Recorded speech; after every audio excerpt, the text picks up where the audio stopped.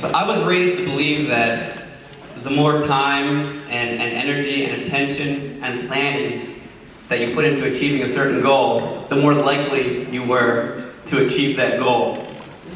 And I suppose the one exception to that equation would be being cool. And which unfortunately certainly escaped me, you know, that kind of footnote escaped me when I was 13 years old. Because I devoted every resource that I had at that time to acting and looking and being cool.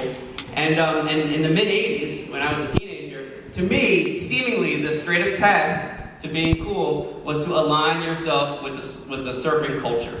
Because you know, it was a time where everyone was wearing jams and surfing t-shirts and Oakley sunglasses, and I didn't have enough money to buy a surfboard, nor did I have the time spent at the beach to learn how to surf. So I did what I thought was the next best thing, and that was to buy a boogie board and all the peripheral equipment that you could get to go with the boogie board, including web gloves and fins and a leash. And and I would drag it to the New Jersey beaches, and I felt pretty cool. And one particular summer, soon after, my family announced that we were going to make our first trip to South Carolina, to Myrtle Beach.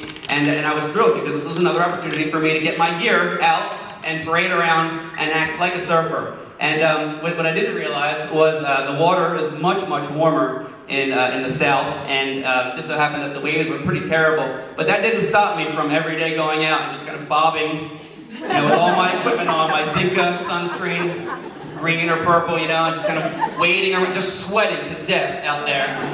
And no waves and no nothing except for me just looking cool. And on about day 3, you know, my plan, I thought was working because there were 2 girls that came out that waded out and started asking me questions about my boogie board.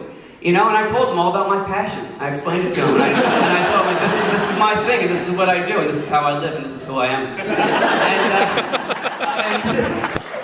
So after not too long of just, you know, kind of bobbing along and then not seeing me catch any waves, so they suggested that we would go back to the hotel hot tub, and I was like, yeah, we'll go back to the hotel hot tub.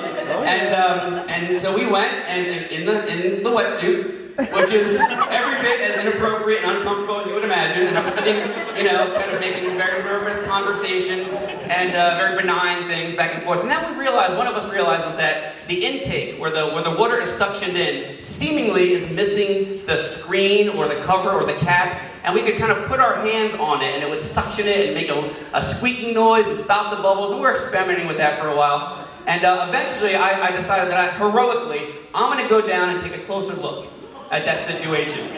And because I had a wetsuit on anyway, so I dove down and I couldn't see anything but bubbles, and I'm kind of feeling across and along the wall, and out of nowhere, boom, I feel a tremendous clamp on the side of my face, no lie. And I panicked. I mean, it had me good, and I panicked, and I imagined, you know, here I am, I'm gonna drown upside down in a hot tub with a wetsuit on.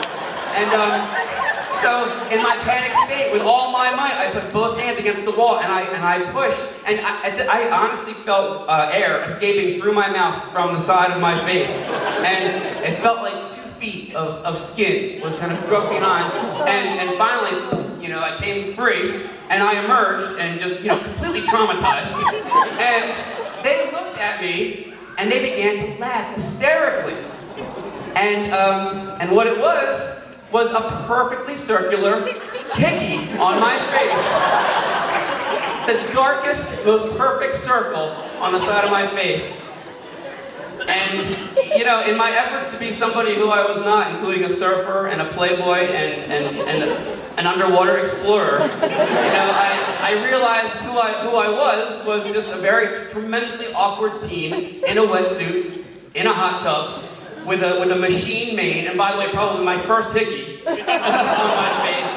But I was pretty okay with that, and I think, you know, in joining them in laughter, I took the first correct or real step into realizing my goal. Thank you.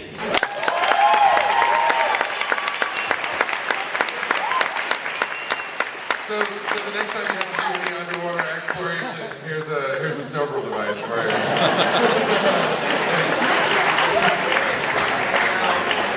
All right, let's get some scores for Rob.